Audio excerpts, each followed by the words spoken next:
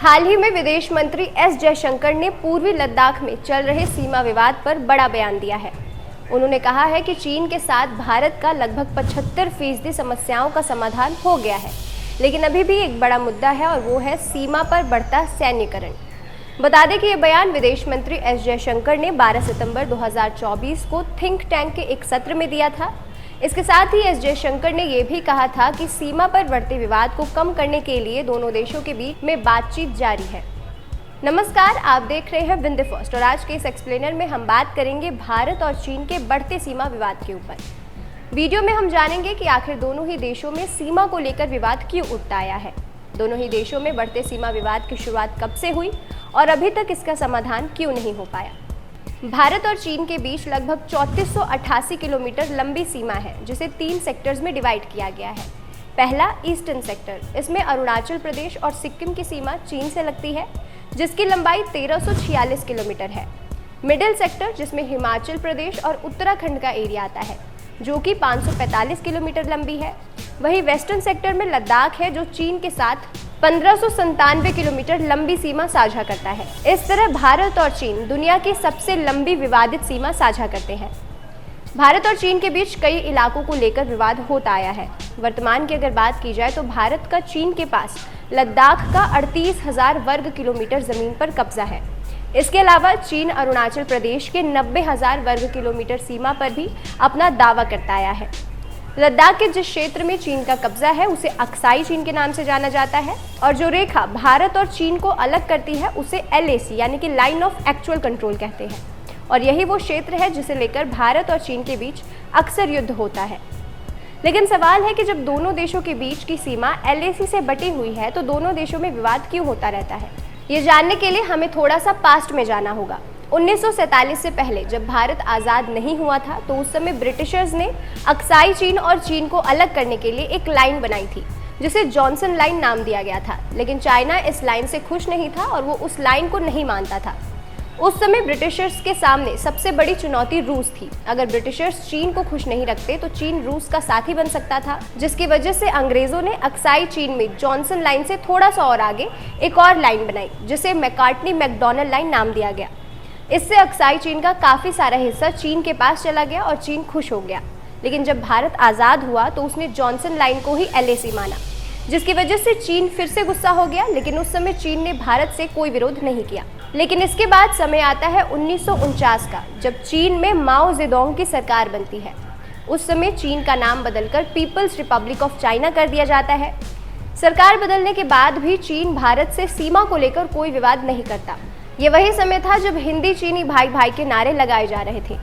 लेकिन चाइना जैसी बातें कर रहा था, ठीक उसके विपरीत उसके इरादे थे। इसके कुछ ही साल बाद चीन अक्साई चीन में G219 हाईवे बनाने लगता है, जिसके बारे में ये कहा जाता है कि भारत को कोई खबर नहीं थी। हालांकि जैसे ही भारत को ये बात पता चलती है तो भारत एक ऑफिशियल मैप रिलीज करता है, जिसमें अक्साई चीन को भारत अपना हिस्सा दिखाता है और अक्साई चीन में सेना के कैंप भी लगाना शुरू कर देता है। जैसे ही भारत अपना मैप रिलीज करता है तो चीन इस पर आपत्ति जताता है। हालांकि इसके बाद दोनों देशों में अक्साई चीन को लेकर बातचीत होती रहती है।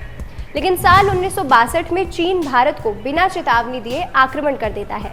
कई दिनों तक वॉर जारी रहता है, जिसके बाद चीन भारत के अक्साई चीन और अरुणाचल प्रदेश के कुछ हिस्सों में कब्जा कर लेता है। इसके एक साल बाद पाकिस्तान POK के एक हिस्से को, जिसे सक्शगाम वैली कहते हैं, उसे चाइना को गिफ्ट कर देता है। 1962 के बाद से दोनों देशों के बीच में सीमा को लेकर कई बार झड़प होती है। लेकिन यह झड़प फिर से विवाद का रूप लेती है 1967 में, जब भारत सिक्किम को सिक्योर करने के लिए उसके बॉर्डर के पास फेंसिंग करवाने लगता है, जिसके बाद चीन के सैनिक नाथुला पास पर तैनात भारतीय सैनिकों पर हमला करते हैं, जिसमें 80 से ज़्यादा भारतीय सैनिक शहीद हो जाते हैं और चीन के 300 से 400 सैनिक मारे जाते हैं।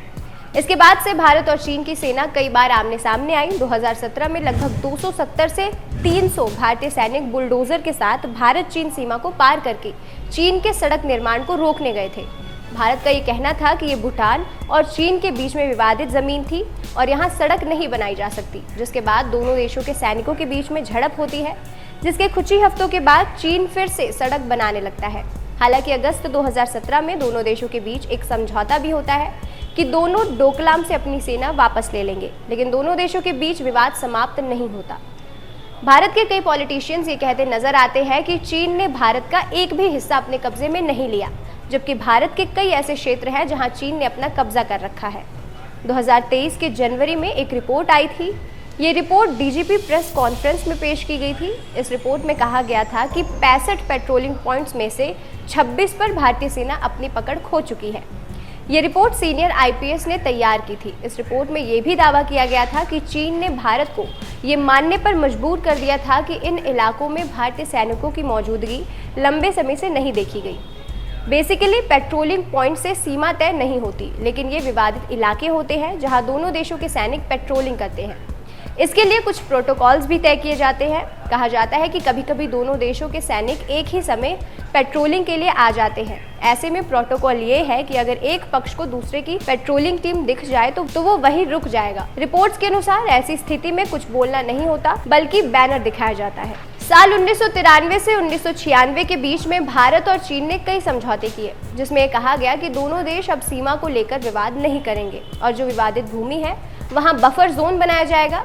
दोनों ही देशों के सैनिक वहां गोलीबारी नहीं करेंगे और ना ही किसी भी तरह के हथियार जमा करेंगे। हालांकि इन सब के बाद भी चीन एलएसी के आसपास अपनी इंफ्रास्ट्रक्चर को बढ़ाने में कोई कसर नहीं छोड़ रहा, लेकिन भारत भी अब इससे पीछे नहीं है। कोविड के बाद से भारत भी एलएसी के आसपास के इलाकों में इंफ्रास्ट्रक्चर बिल्ड कर रहा है। इंफ्रास्ट्रक्चर किसी भी युद्ध के लिए बेहद ज़रूरी है, इसलिए भी ताकि ज़्यादा से ज़्यादा हथियार और सैनिक रोड और रेलवे ट्रैक के थ्रू भेजा जा सके। और यही वजह है कि चीन एलएसी के पास सैन्यकरण कर रहा है और यही सैन्यकरण भारत के लिए आगे चलकर खतरा पैदा कर सकता है। भले ही भारत ये दावा करता है कि दोनों देशों के बीच 75% विवाद समाप्त हो गया है, लेकिन पेट्रोलिंग पॉइंट डेमचोक और देपसांग में अभी भी तनाव जारी है। फिलहाल के लिए बस इतना ही। आपको ये जानकारी कैसी लगी हमें कमेंट सेक्शन में ज़रूर बताएं और ऐसे ही एक्सप्लेनर्स के लिए देखते रहिए विन द फर्स्ट।